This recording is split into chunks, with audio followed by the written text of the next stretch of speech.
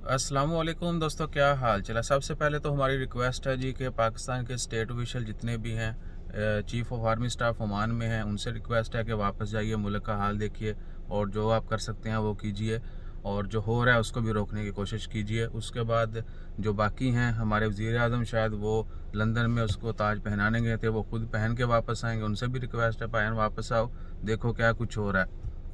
और जो आवाम कर रही है, बेशक वो उसमें किसी का फ़ायदा है, किसी का नुकसान है, लेकिन एट दी एंड पूरा मुल्क जो है उसका अजाला भुगतेगा।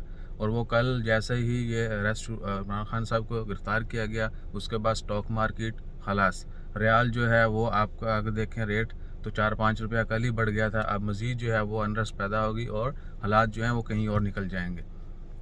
तो जितने भी हमारे स्टेट ऑफिशियल हैं जो बाहर मुल्कों में अयाशियाँ कर रहे हैं, उनसे रिक्वेस्ट है कि अपने मुल्क जाओ और देखो वहाँ पे क्या हो रहा है। और जो हम पैसा भेजते हैं उसको भी कोई हमें नज़र आना चाहिए कि वाकई हमने जो है ना अपनी जवानियाँ बर्बाद करके पाकिस्तान की खिदमत की है और आज हम ये भुगत रहे हैं। हमारी ही ज़मीन जो है हमारे लहू से जो वो रंगी जा रही है।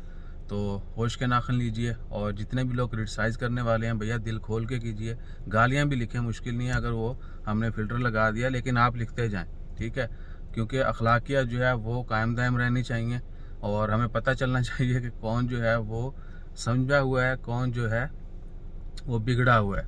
और बहुत सारे ऐसे लोग भी कल एक्सपोज हुए जिन्होंने काबा के साथ तस्वीरें शेयर की हैं, लेकिन वो ऐसे मामलात पे जो है बढ़ चढ़ के बेहूदगी फैलाते हैं। तो भैया आपके लिए अर्ज़ है कि आपके दिलों पर जो है मोहरें लगा दी गई हैं। आप कहीं पर भी खड़े होकर तस्वीर शेयर कर दें, उनकी कोई वर्थ नहीं है। जब तक हदायत अल्लाह ना दे आपको नहीं आएगी।